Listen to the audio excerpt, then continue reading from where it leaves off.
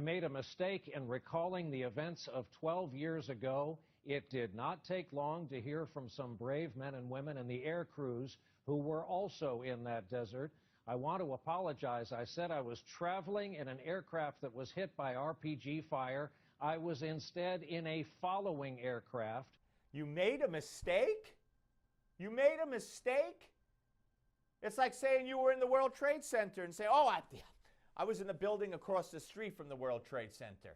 What's wrong with you? Welcome to Gimme 5. Brian Williams has been living a lie for 13 years, and now he had to fess up because he was called out by a member of the military who said, you weren't on a helicopter that got hit with an RPG. Now, they went to Madison Square Garden with a soldier who he said saved his life. They put it up on the screen at the Ranger game. Watch.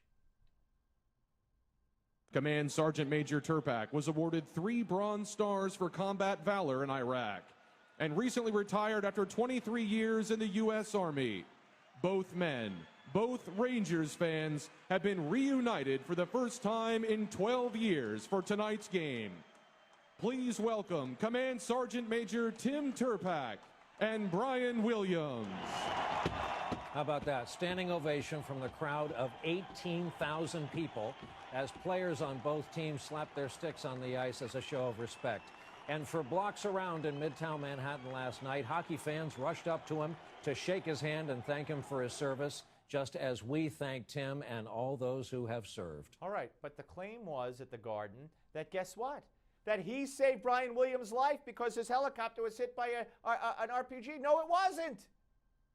He lied. He went on Letterman and lied. He lied about this over and over. How could he be the anchorman for the NBC Nightly News? All right, but he's not alone, ladies and gentlemen. Remember Richard Dick Blumenthal when he was about to run for the Senate? I think this was 2008. Watch. We have learned something very important since the days that I served in Vietnam, and you exemplify it. Whatever we think about the war, whatever we call it, Afghanistan or Iraq, we owe our military men and women unconditional support. Things have changed since the days I served in Vietnam. That's what he said. He's a liar. And he had to admit as much 2 years later when he got serious about running for the Senate. Actually, this is when he was Attorney General of Connecticut, and then he decided to run for Senate. Listen how he changes it. Serving in the United States military gave me a perspective as well, even in the reserves, although I did not serve in Vietnam. You know, I could understand. He was in the reserves, and he thought he was in Vietnam. Brian Williams was in a helicopter that did not get hit by an RPG. He thought it got hit by an RPG.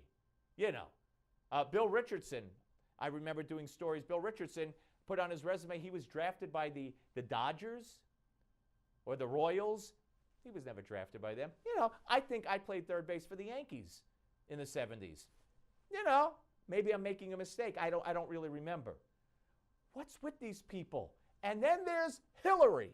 And these are the pictures we recorded of the greeting ceremony when the plane landed.